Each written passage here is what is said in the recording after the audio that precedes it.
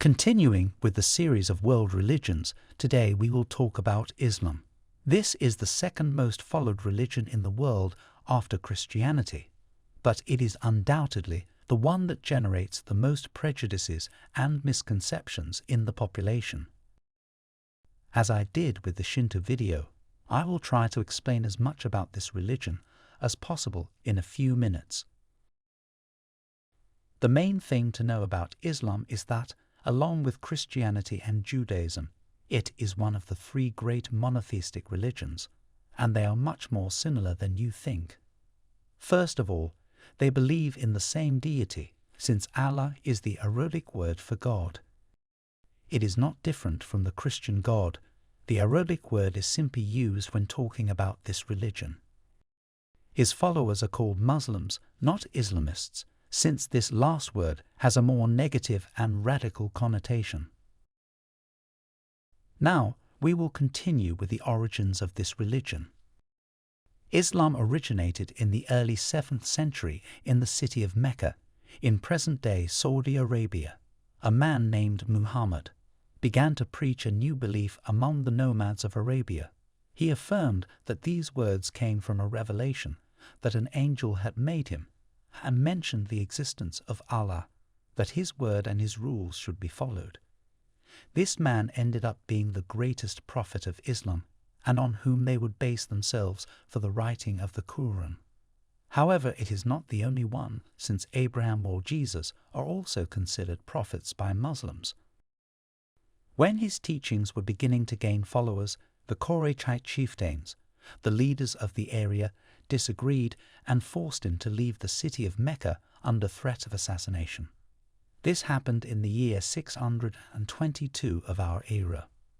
Muhammad went to the city of Yathrib, known today as Al-Nabi or Medina, where he had been invited by a group of local Arabs. This process of fleeing from Mecca to Medina to teach their beliefs is known as the Hijrah. Now we will continue with the basis of this religion. Islam has 5 fundamental pillars that every believer must follow. The first of these is the Shahada or profession of faith, which condenses the doctrine of Islam into one sentence. I will not dare to try to say it in Arabic. It would sound really bad, but its translation is something like, "There is no God but Allah and Muhammad is his prophet." It is found on the flag of Saudi Arabia, for example. The second pillar is prayer or salat. Basically, it consists of praying 5 times a day, looking towards the city of Mecca. The next is zakat, or almsgiving to the poor, as a way to purify oneself of greed and avoid accumulating wealth. The fourth pillar of Islam is fasting or Sawm, which consists of not eating, drinking or having intimate intercourse from dawn to dusk during the month of Ramadan. The purpose of this is also the purification of the bodies. Finally, there is the pilgrimage to Mecca or Hajj. This consists of visiting the city at least once in your life. It applies only to those who can afford it, although many families save as much as they can so that at least one family member can go on behalf of all. In addition to this, there are also some minor principles, such as the prohibition of eating pork or drinking alcoholic beverages, as well as respect for the property of others. Many are probably wondering why pilgrimage to Mecca is a pillar of religion, or why one prays oriented towards that city. This is because, in addition to being the place where the religion originated and where, according to the belief, the teachings were announced to Muhammad, there is the most important mosque for Muslims, called Masjid al-Haram, or the Great Mosque of Mecca. Inside it is the Kaaba, a huge black stone, almost cubic in shape. This is the core of the Muslim religion and the most revered place. Besides Mecca, there is another holy city in Islam, Medina. If you remember, it was the city where Muhammad had fled after leaving Mecca, and where the true spread of Islam began. Here there is also a great mosque, called Al-Masjid an-Nabawi, or Prophet's Mosque. While the mosque in Mecca is dedicated to Allah, the mosque in Medina is to Muhammad. I have talked a lot about mosques, but what are they really? Mosques are the temples or places of worship of Islam, the equivalent of churches or synagogues, although their operation is somewhat different. This is where the salat is performed, one of the pillars I mentioned earlier. It is done 5 times a day, although if you cannot go to the mosque, many workplaces have special rooms for prayers. In many countries, such as Saudi Arabia or some areas of Iran, economic activity is completely paralyzed during these hours. Muslims must wash before entering a mosque or performing any kind of prayer. This is to cleanse the impurities before communicating with Allah or entering holy ground.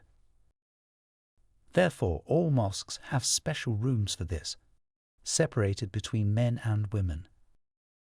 Inside the mosque, prayer can be practiced both in the courtyards and in the prayer rooms, which are decorated with incredible geometric shapes or fabrics, as the religion forbids representing Allah or the prophets.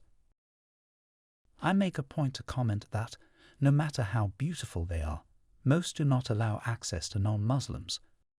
So if you visit one, it must be from outside. Of course, some do show and teach non-believers how it works.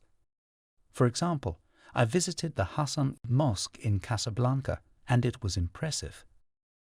And yes, Islam, which originated in Arabia, surrounded by nomadic tribes, spread to places like Morocco or Malaysia.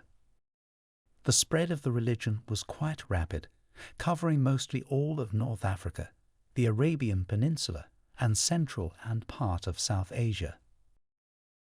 To date, more than 30 countries recognize Islam as an official or co-official religion, founding countries as diverse as Algeria, Somalia, Yemen, Oman, Kyrgyzstan, Uzbekistan, Indonesia or Malaysia. And that's all. I have tried to summarize the most important or highlighted aspects as much as possible, trying so that everyone can understand that it is not that different. I am an agnostic, so if there is any Muslim around here who knows that I have said something wrong or wants to contribute something else, I would greatly appreciate it if you leave it in the comments so that we can learn all. And to conclude this video, this time I will not ask that you subscribe or like, but that you never judge a group or belief by appearances or by what a specific person does. Ask, respect and listen. Not everyone is the same, and I'm sure that will contribute a lot to everyone. A hug, and see you in a next video.